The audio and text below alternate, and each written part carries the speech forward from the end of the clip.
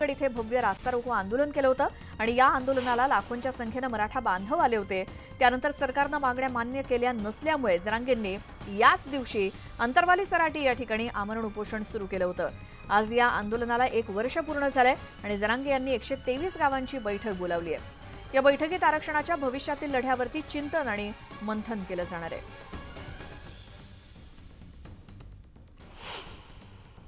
स्वतः जरांगे पाटील आपल्या बरोबर आहेत। दादा, आज या आंदोलनाला 1 वर्ष पूर्ण होत आहे।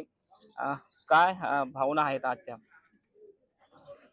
शेवटी ज्यांना वाटत होतं माझा मराठा समाज एक येऊ नये, जे खूप आमच्यावरती जळायचे, खूप हिनवल्यासारखे शब्द बोलायचे, तिरस्काराच्या भावनेतून शब्द उच्चारायचे, कुठं पारावर बसले माग जातीचे माझ्या टिंगल केली जायची, कुठं बस स्टँडवर बसले टिंगल केली जायची, कुठं हॉटेलमध्ये बसले टिंगल केली जायची।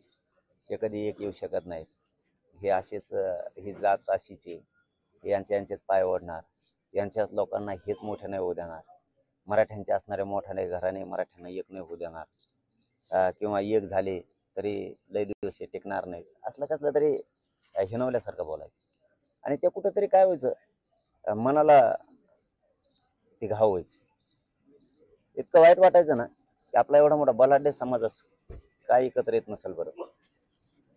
हा जर एकत्र आला तर ह्या नाव ठेवणाऱ्या हरामखोरांची तोंड बंद होती। आपल्याला फक्त एकत्रच यायचंय, दुसरं काय करायचं नव्हतं ना। मग एकत्र येणं काय येत नाही माझा समाज असं वाटायचं। काय असतं, एकत्र आला एकदा समाज, कसलेच प्रश्न त्याच्या पुढे चॅलेंज नाही, जे अशक्य आहे असं काहीच नाही, सगळं काही शक्य आहे तुम्ही एक आल्या। म्हणून माझा प्रत्येक वेळेस हट्ट असायचा की तुम्ही समाज एकत्र आहे। आणि 29 तारीख ऑगस्ट 2023 आमच्यासाठी, मराठा समाजासाठी लय महत्वाची। त्या पैठण फाट्यावरती लाखांना मराठा समाज एका हातावरती उभा राहिला। तिथून फोडलेली मराठ्यांची डरकाळी, मराठ्यांनी तिथून केलेला उठाव राज्यातल्या मराठ्यांनी तळ हातावर घेतला।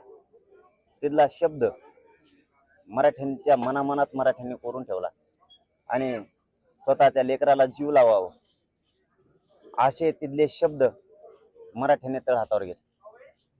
लेकरापेक्षा जास्त जीव त्या शब्दाला लावला आणि आज माझा मराठा समाज ताकदीनं एकत्र झाला। रवी जयस्वाल, न्यूज 18 लोकमत, अंतरवाली सराटी।